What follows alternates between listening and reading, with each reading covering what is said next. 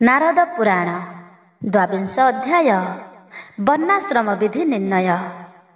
एथु अंते पुण्य कथा साधु जने शुण, कहिले सुतंकु चाहि आर्य ऋषि गण।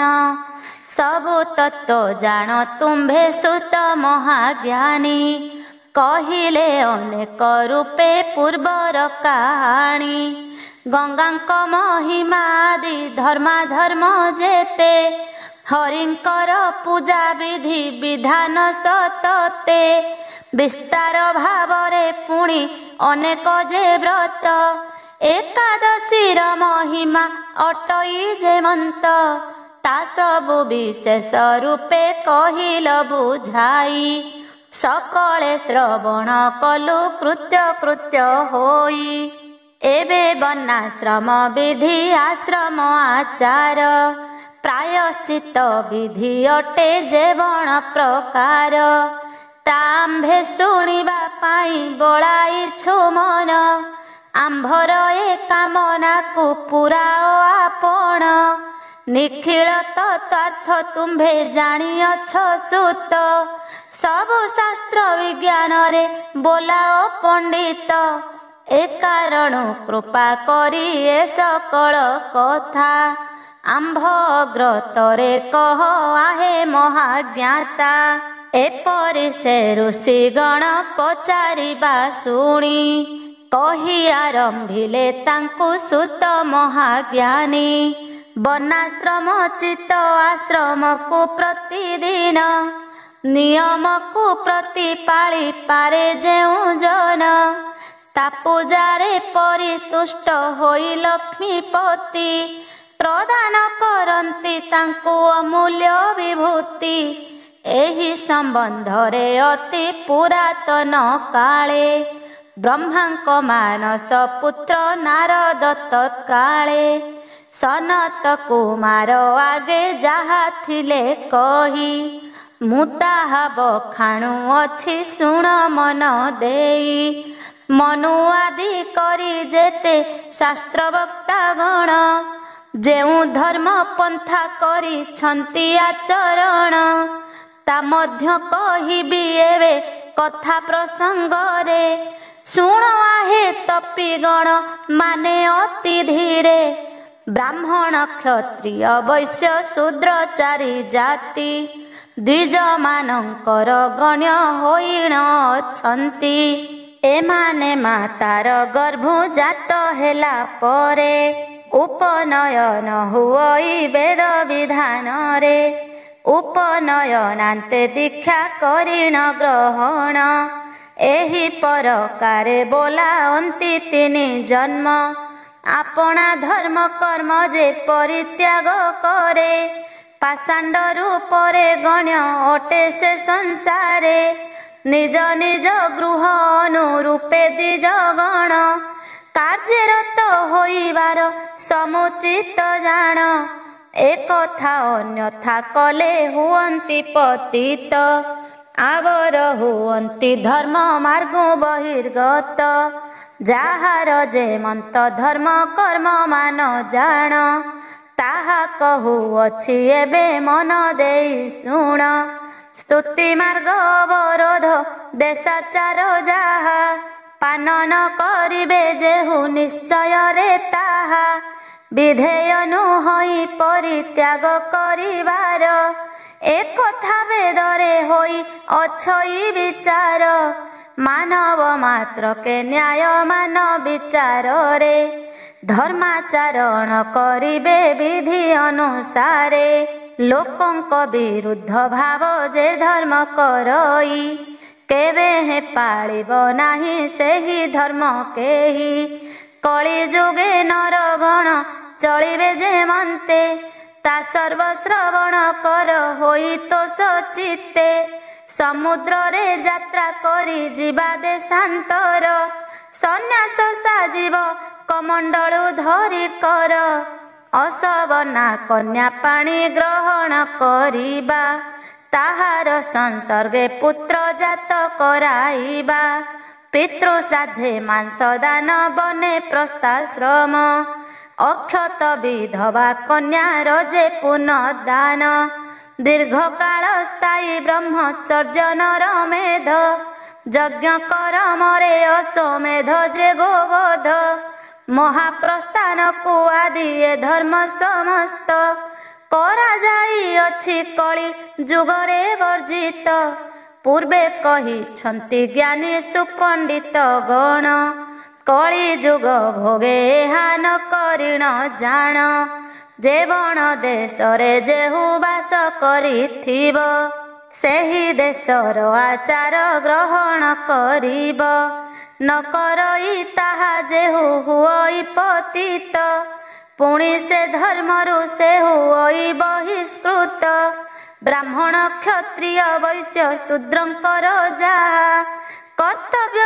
ଅଟଇ ଶୁଣ କହୁଛି ମୁଁ ତାହା ବ୍ରାହ୍ମଣ ନେବ ଯେ ଦାନ ଆନେ ଦାନ ଦେବ ଯଜ୍ଞ ଅନୁଷ୍ଠାନ କରି ଦେବଙ୍କୁ ପୂଜିବ ଯାଗ କରିବାକୁ ଯେଉଁମାନେ ଉପଯୁକ୍ତ ତାହାଙ୍କ ହସ୍ତରେ ଯଜ୍ଞ କରିବ ସମାପ୍ତ ବେଦ ପଢ଼ାଇବ ନେଇ ଉତ୍ତମ ଶିଷ୍ୟକୁ ସେହି ମାର୍ଗରେ ପୋଷିବ ନିଜ କୁଟୁମ୍ବଙ୍କୁ ପରଧନ ରତ୍ନାଦିରେ ମାଟି ତୁଲ୍ୟେ ବୁଦ୍ଧି ବ୍ରାହ୍ମଣ କରିଲେ ତାର ହୁଏ ଜ୍ଞାନ ସିଦ୍ଧି ଅନଳ ଯେପରି ସବୁ ପ୍ରାଣୀମାନଙ୍କର ହିତ ସାଧନ କରିଣ ଥାଏ ନିରନ୍ତର ଏଣୁ ଯେ ମଧୁର ବାକ୍ୟ ପ୍ରୟୋଗ କରିବ କଟୁ କଥା କେଭେ କାହା ପ୍ରତି ନ କହିବ ଋତୁ କାଳେ ପତ୍ନୀ ସହବାସକୁ କରିବ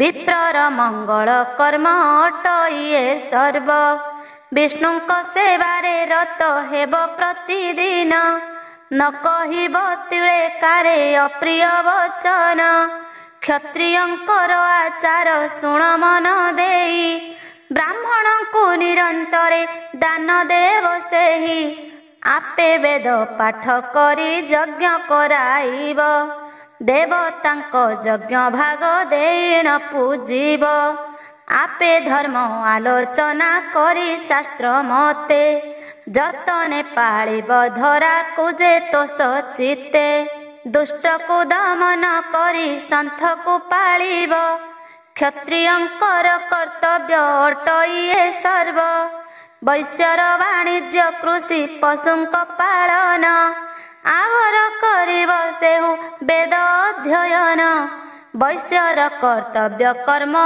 ଏସବୁ ଅଟଇ ଯେତେ କଷ୍ଟ ଆସୁ ତ୍ୟାଗ ନ କରିବ କେହି ଶକ୍ତି ଅନୁସାରେ ଶୂଦ୍ରମାନେ ଦାନ ଦେବେ ଦେବତାଙ୍କୁ ସିଦ୍ଧାନରେ ପୂଜି ନ ପାରିବେ ବ୍ରାହ୍ମଣ କ୍ଷତ୍ରିୟ ବୈଶ୍ୟ ଏ ତିନି ବର୍ଣ୍ଣର ସେବାକୁ କରିବେ ଶୂଦ୍ରମାନେ ନିରନ୍ତର ଋତୁ କାଳେ ପତ୍ନୀ ସହ ସହବାସ କରି ମଙ୍ଗଳ କାମନା ସେହୁ କରିବେ ସବୁରି ଯେ ଯାହା ଆଶ୍ରମ ଚିତ୍ତ କର୍ମ ଅନୁଷ୍ଠାନ ମୁକ୍ତି ଲାଭ କରନ୍ତି ଏ ଜଗତର ଜନ ଆପଦାରେ ପଡ଼ି କଷ୍ଟ ପାଇଲେ ବ୍ରାହ୍ମଣ କ୍ଷତ୍ରିୟ ଧର୍ମକୁ କରିପାରେ ଆଚରଣ କ୍ଷତ୍ରିୟ ବୈଶ୍ୟର ଆଚାରକୁ ଯେ କରିବ ତହିଁରେ ବଞ୍ଚି ସେ କଷ୍ଟେ କାଳ କଟାଇବ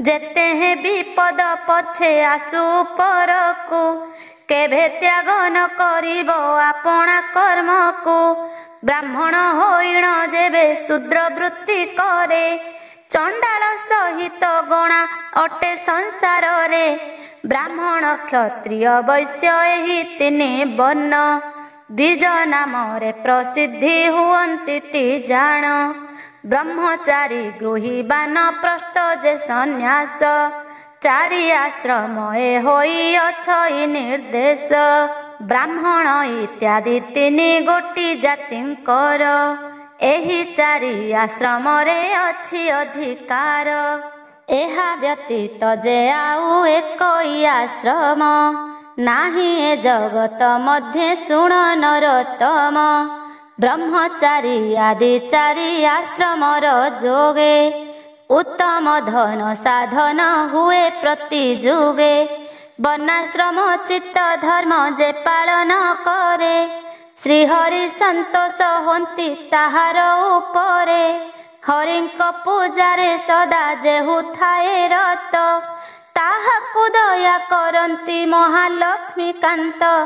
परम पद से प्राप्त हुई, पुनराय संसार को आउ न फेरई। गति मुक्ति दाता हरिंकर पदाम्बुजे, अधम क्षेत्र मोहन दिवाराति भजे। इति श्री बृहत् नारद पुराणे वर्णाश्रम विधि कथनम नाम द्वाविंशोऽध्याय। त्रयोविंश अध्याय सदाचार कथन। कहन्ति जे सुत मुनि शुण मन देई, वर्णाश्रम विधि मान बरणी विमोहि। कहिबि विशेष भावे सुविस्तार करी, सकले एकाग्र चित्ते शुण कर्ण डेरी। आपणा कर्म तेजी जे पर कर्म करे, पाषाण्ड मध्यरे गणा अटई संसारे। सकल धनरु अति बड़ से हुई, एणु निज कर्म त्याग न करिब केही। गर्भाधान आदि अछि जेतेक संस्कार, यथा काले मंत्र पढ़िता करिब नर। नारींकर ए कर्मरे पढ़िबाकु मंत्र, प्रयोजन नाही जान कहिली समस्त। प्रथम गर्भर 4 मास हेबा ठारे, श्रीमंत नयन कराइब विधान रे। दैव जगरे जेबे करि न पारिब, षष्ठ सप्तम अष्टमासरे करिब। पुत्र जन्म हेले पिता स्नान करि आसी, जात कर्म करिबाकु शुद्धासने बसी। षष्ठी वाचन करिण नांदी मुखी श्राद्ध, करिब जहिरे पितृगण हन्ति बोध। शिशु जात कर्मे श्राद्ध करिब हे नरे, अथवा करिब अति उद्दम ध्यान रे। अंतरे श्राद्ध करई जे अनुष्ठान, चंडाल गणरे गणा हुई से जान। अशौच छाड़िले पिता अभ्युदय कादी, श्रद्धालु करिब यथा विधाने संपादी। तदन्ते शिशुर नामकरण करिब, विषम अक्षर युक्त नाम कुन देव। जेवण नामर अर्थ नुहई व्यकत, अति गुरु अति लव अक्षरे जे युक्त। ए मंत्र नाम को केभे शिशुर न रखी, बाछि करी नाम देव उपयुक्त देखी। चूड़ाकरणर विधि तृतीय बत्सरे, प्रशस्त बोलिण कहिछन्ति विज्ञान रे। तृतीय वर्षरे जेबे करि न पारिब, पंचम सप्तम अष्टमरे कराजिब। अथवा नवम वर्षे गृहोक्त वचने, करिबाकु कहिछन्ति शास्त्र ज्ञाता जने। गर्भधान आदि कर्म यथा समय रे, करि न पारिब जेबे दैव जोगरे। तेबे कृच्छपाद प्रायश्चित को करिब, चूड़ा कर्मे प्रायश्चित कृच्छद्ध होइब। ब्राह्मण पुत्रर गर्भाष्टम अष्टमरे, उपनयन को कराइब विधान रे। गर्भाधान ठारू 16 वर्ष हेबा जाए, उपनयनर गौण काल बोला जाए। गर्भठारू 11 वर्षे क्षत्रियर, अटई प्रशस्त काल उपनयनर। गर्भविधि 24 वर्ष हेबा जाए, क्षत्रियर अप्रशस्त काल बोला जाए। ब्राह्मण को आदि करी 3 वर्णकर, जेउ काल उक्त उपनयन रे जार। से काल रे जेबे करा जाई न पारिब, सावित्री पतित बोली ताहाकु जानिब।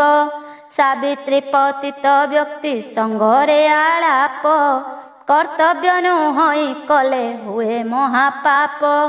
ଉପନୟନରେ ମୁଖ୍ୟ କାଳ ବ୍ରାହ୍ମଣଙ୍କ ବିଗତ ହୋଇଲେ ଶୁଣ ତହିଁ କି ବିଚାର। ଦ୍ୱାଦଶାଧ ବ୍ରତ ଅନୁଷ୍ଠାନ ସେ କରିଣ ତଦନ୍ତେ କରିବ ସବିଧାନେ ଚାନ୍ଦ୍ରାୟଣ। କିବା ସନ୍ତାପନ ଉଦୟ କରି ବିଧି ମତେ ଉପନୟନର ବିଧି କରିବ ତଦନ୍ତେ। ଏପରି ନ କଲେ ସେହୁ ପତିତ ହୋଇଣ ବ୍ରହ୍ମହତ୍ୟା ପାତ କରେ ଲିପ୍ତ ହୁଏ ଜାଣ। ବ୍ରାହ୍ମଣ ମଞ୍ଜୁଲତାରେ ମେଖଳା କରିବ କ୍ଷତ୍ରିୟ ପକ୍ଷରେ ଧନୁର୍ଗୁଣ ଯେ ହୋଇବ। ମୋଷ ଚର୍ମେ ମେଖଳାକୁ କରାଇ ନିର୍ମାଣ ବ୍ରତ କାଳେ ବୈଶ୍ୟ ତାହା କରିବ ବନ୍ଧନ। ବ୍ରାହ୍ମଣର କୃଷ୍ଣ ସାର ମୃଗ ଚରମରେ ପଇତା ହୁଅଇ ଉପନୟନ କାଳରେ। ରୁରୁ ମୃଗ ଚରମରେ କ୍ଷତ୍ରିୟର ହୁଏ ବୈଶ୍ୟମାନଙ୍କର ମୃଗ ଚର୍ମେ କରାଯାଏ।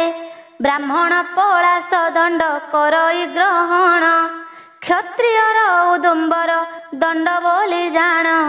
ବିଲ ଦଣ୍ଡ ଗୋଟି ବୈଶ୍ୟ ଗ୍ରହଣ କରଇ ଦଣ୍ଡର ପ୍ରମାଣ ଏବେ ଶୁଣ କହୁଥାଇ। ବ୍ରାହ୍ମଣର ପାଦ ଠାରୁ କେଶ ପର୍ଯ୍ୟନ୍ତେ ଦଣ୍ଡକୁ କରିବ ମାପି ଶାସ୍ତ୍ର ବିଧି ମତେ। ଲଲାଟ ପର୍ଯ୍ୟନ୍ତେ କ୍ଷତ୍ରିୟର କରାଯିବ ବୈଶ୍ୟଙ୍କର ଦଣ୍ଡମାନ ନାଶା ଯାଏ ହେବ। ବ୍ରତରେ ପିନ୍ଧିବ ବ୍ରାହ୍ମଣ ଯେ କଷାବାସ ମଞ୍ଜିଷ୍ଠା ରଞ୍ଜିତ ବସ୍ତ୍ର କ୍ଷତ୍ରିର ପ୍ରକାଶ। ହରିଦ୍ରାବାସକୁ ବୈଶ୍ୟ କରିବ ଧାରଣ ତହିଁ ପରେ ଯାହୁଇ ତା କହୁଛି ଶୁଣ। ଉପନୀତ ବିପ୍ରବେଦାଧ୍ୟୟନ ପର୍ଯ୍ୟନ୍ତେ ଗୁରୁଙ୍କ ଗୃହରେ ଯାଇ ରହିବ ସୁଚିତେ। ଗୁରୁଙ୍କ ସେବାରେ ନୀତି ନିରତ ରହିବ ପ୍ରତିଦିନ ପ୍ରଭାତରୁ ସ୍ନାନ କରାଇବ। ପ୍ରାତକୃତ ବଢାଇଣ ସୁପବିତ୍ର ମନେ ଗୁରୁଙ୍କ ସମିଧ ଲାଗି ଆଣିଥିବ ବନେ। ତାହାଙ୍କ ସକାଶେ ପକ୍ୱ ଫଳ କନ୍ଦମୂଳ ପ୍ରତିଦିନ ଆଣୁଥିବ ଯାଇଣ ତତ୍କାଳ। ପଇତା ଅଳିନ ଦଣ୍ଡ ନଷ୍ଟ ଭ୍ରଷ୍ଟ କଲେ ମନ୍ତ୍ର ପାଠ କରି ପରେ ଘେନିବ ତା ଭଲେ। ପୁରୁଣା ଯେ ଥିବ ତାକୁ ଜଳରେ ପକାଇ ଗାୟତ୍ରୀ ଜପିବ ହସ୍ତେ ପଇତା ଗୁଡ଼ାଇ। ବ୍ରହ୍ମଚାରୀ ଭିକ୍ଷା ଅନେ ଆପଣା ଜୀବିକା ନିର୍ବାହ କରିବ ଛାଡ଼ି ଦେଇ ମନୁଶଙ୍କା। ସେହି ଯେଉଁ ଭିକ୍ଷାକୁ ସେ ଗ୍ରହଣ କରିବ କ୍ଷତ୍ରିୟ ବ୍ରାହ୍ମଣ ଘରୁ ତାହା ମାଗି ନେବ। ସଂଯତ କରିଣ ଇନ୍ଦ୍ରିୟକୁ ଯତନରେ ଭିକ୍ଷା ମାଗିବ ସେ ବ୍ରହ୍ମଚାରୀ ବିଧାନରେ। ପ୍ରତିଦିନ ପ୍ରଭାତରୁ କିଅବା ସନ୍ଧ୍ୟାରେ ଅଗ୍ନିକୁ ପୂଜା କରିବ ଯଥା ନିୟମରେ। ଯଥା ସମୟରେ ବ୍ରହ୍ମ ଯଜ୍ଞ ଯେ ତର୍ପଣ କରିବ ସଂଯତ ହୋଇ ବ୍ରହ୍ମଚାରୀ ଜନ। ଅଗ୍ନି ପୂଜା ନ କରଇ ଯେ ହୋଇ ବ୍ରାହ୍ମଣ ପତିତ ଜନଙ୍କ ସଙ୍ଗେ ହୁଅଇ ଗଣନ। ବ୍ରହ୍ମ ଯଜ୍ଞ ନ କରିଲେ ହୁଏ ବ୍ରହ୍ମଘାତୀ ପଣ୍ଡିତ ଜନେ କଥା କହି ଯାଇଛନ୍ତି। ବ୍ରାହ୍ମଣ ଗୃହରୁ ଭିକ୍ଷା ଗ୍ରହଣ କରିବ ଗୁରୁଙ୍କ ପାଶରେ ନେଇ ସମର୍ପଣ ଦେବ। ତାଙ୍କୁ ଅନୁମତି ହେଲେ ଭକ୍ଷିବ ସେ ଅନ୍ନ ଉଦର ପୋଷିବା ପାଇଁ କରିବ ଗ୍ରହଣ। ଏକଇ ଗୃହରୁ ନୀତି ଭିକ୍ଷା ମାଗି କରି ନ ଖାଇବ କୌଣସି ମତେ ବ୍ରହ୍ମଚାରୀ। ତାମ୍ବୁଳ ଲବଣ ମାଂସ ମଧୁ ନ ଖାଇବ ଦିବା ନିଦ୍ରା ସ୍ତ୍ରୀ ସଙ୍ଗ ବର୍ଜନ କରିବ। ଛତ୍ର ପାଦୁକା ଯେ ଗନ୍ଧ ମାଲ୍ୟାଦି ଲେପନ ଜଳ କେଳି ଅକ୍ଷ କ୍ରୀଡ଼ା କରିବ ବର୍ଜନ। ଦନ୍ତ ଧାବନ ଯେ ପର ନିନ୍ଦା ଗୀତ ନୃତ୍ୟ କ୍ରୋଧ ଅତି ଆନନ୍ଦରେ କରିବ ତ୍ୟକତ। କାହାର ଉଚ୍ଛିଷ୍ଟ ମାନ ତିଳେ ନ ଛୁଇଁବ ଛୁଇଁଲେ ସ୍ନାନ କରି ଗାୟତ୍ରୀ ଜପିବ। ଅତି ଆନନ୍ଦ ବା ଅତି ବିରୁଦ୍ଧ ବଚନ ପାଷାଣ୍ଡ ଯେ ଶୂଦ୍ରଙ୍କର ସଙ୍ଗତରେ ଗଣ୍ୟ। ଶୂଦ୍ରଙ୍କ ସଙ୍ଗରେ କେବେ ବାଦ ନ କରିବ। ଉତ୍ତମ ଶିକ୍ଷା ତାହାଙ୍କୁ ସଦା ଦେଉଥିବ। ଜ୍ଞାନ ବୃଦ୍ଧ ତପ ବୃଦ୍ଧ ବୟୋବୃଦ୍ଧ ଯେତେ, ତାଙ୍କୁ ନମସ୍କାର କରୁଥିବ ଶୁଦ୍ଧ ଚିତ୍ତେ। ଶ୍ରୀ ଗୁରୁଙ୍କ ତତ୍ତ୍ୱ ଆଉ ଉପଦେଶ ମାନ, ବିଚାରି କରିବ ସବୁ ଦୁଃଖକୁ ବର୍ଜନ। ସର୍ବାଗ୍ରେ ଗୁରୁଦେବଙ୍କୁ ନମସ୍କାର କରି, ବନ୍ଦିବ ବିପ୍ରଙ୍କୁ ନିଜ ନାମକୁ ଉଚ୍ଚାରି। କ୍ଷତ୍ରିୟ ବୈଶ୍ୟ ବା ଶୂଦ୍ର ଆଦି ତିନି ବର୍ଣ୍ଣ, ନ କରିବ ନମସ୍କାର ବ୍ରାହ୍ମଣଙ୍କୁ ଜାଣ। ମୂର୍ଖ ପାଷାଣ୍ଡ ପତିତ ଆଦି ଯେତେ ନର, ଅଶୁଚି ଅଶୌଚ ଜାତି ଭ୍ରଷ୍ଟ ବିପ୍ରବର। ମସ୍ତକ ବା ସର୍ବାଙ୍ଗେ ଯେ ତୈଳ ଘେନିଥିବ, ସ୍ନାନ ନ କରିଣ ଯେହୁ ଅନ୍ନ ଭୁଞ୍ଜୁଥିବ। ଯାହା ହସ୍ତରେ ଥିବ ପୁଷ୍ପ ସମିଧ ବା ଜଳ, ସର୍ବଦା କଳହ କାର୍ଯ୍ୟ ଥିବ ଯେ ଚଞ୍ଚଳ। ଭିକ୍ଷା ନ ଯେ ଧରିଥିବ ଯେ ଥିବ ଜଳରେ, ଯେ ଶୟନ କରିଥିବ ଶଯ୍ୟାର ଉପରେ। ଆବର ରମଣୀ ଅଶକତା ଯେଉଁ ଜନ, ନୁହନ୍ତି ଏତେକ ନମସ୍କାର ଯୋଗ୍ୟ ଜାଣ। ଗର୍ଭ ପାପ କରି ଯେହୁ ପତି ହତ୍ୟା କରେ, ଆସକ୍ତି ଯେ ହୋଇଥାଏ ପର ପୁରୁଷରେ। ଯେ ଅତି କୋପନା ଅଟେ କୃତଘ୍ନି ଯେ ନାରୀ, ଯେ ସୂତିକା ଅଟେ ରଜସ୍ୱଳା ଯେଉଁ ସ୍ତ୍ରୀ। ନମସ୍କାର ଘେନିବାକୁ ଯୋଗ୍ୟା ସେ ନୁହନ୍ତି, ତେଣୁ ନମସ୍କାର ନ କରିବ ତାଙ୍କ ପ୍ରତି। ସଭାସ୍ଥଳୀ ଯଜ୍ଞ ଗୃହ ଦେବତାୟନ, ଏଥିରେ ଯଦ୍ୟପି କେହି ଥିବେ ଗୁରୁଜନ।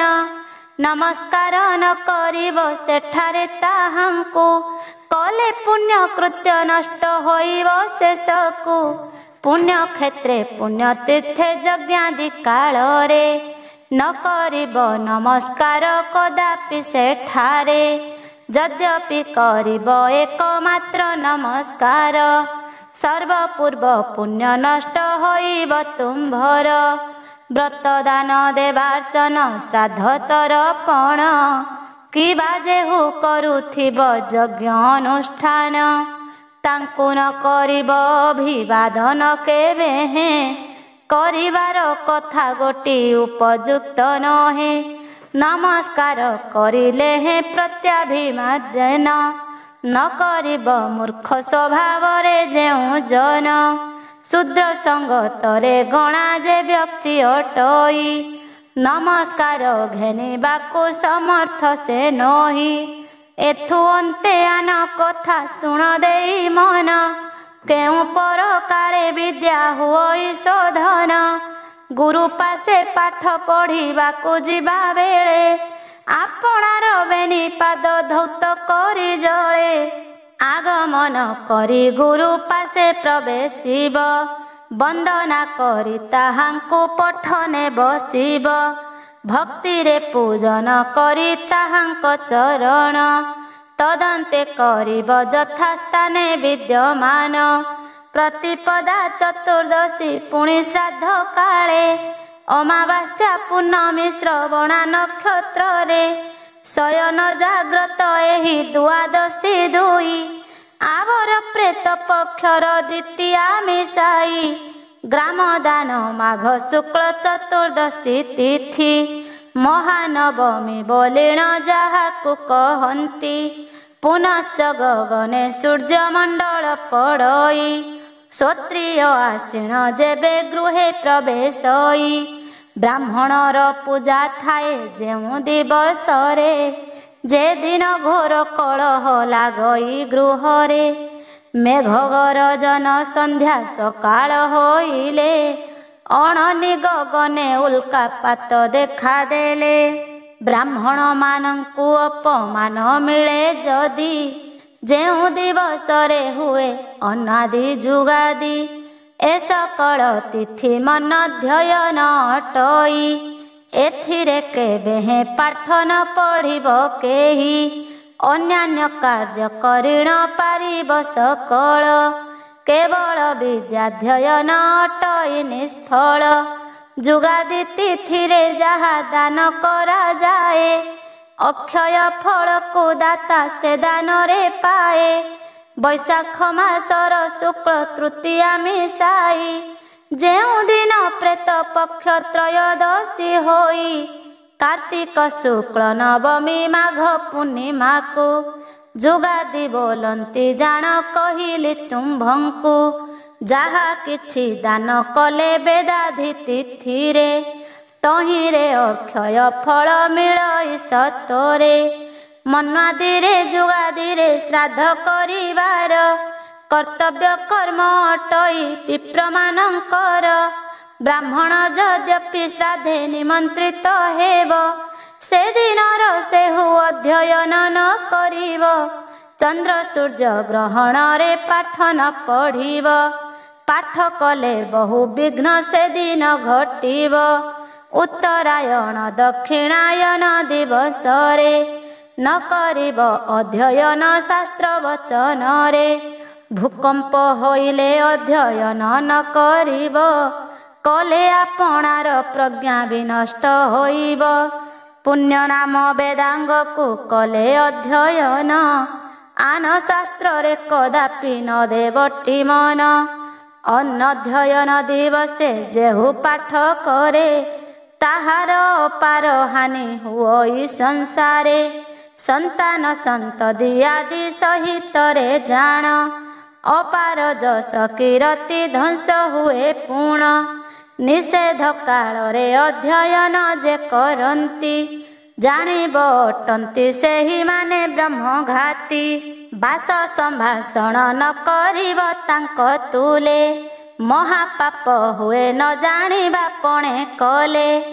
ଆବର ଏକଇ ଗାଥା ଶୁଣ ମନ ଦେଇ, ବେଦ ନ ପଢ଼ି ଯେ ଅନ୍ୟ ଶାସ୍ତ୍ରକୁ ପଢ଼ଇ। ଶୂଦ୍ର ସମାନରେ ସେହୁ ଗଣତି ହୁଅଇ, ଏଥିରେ ସନ୍ଦେହ ଜାଣ ଅଣୁ ମାତ୍ର ନାହିଁ।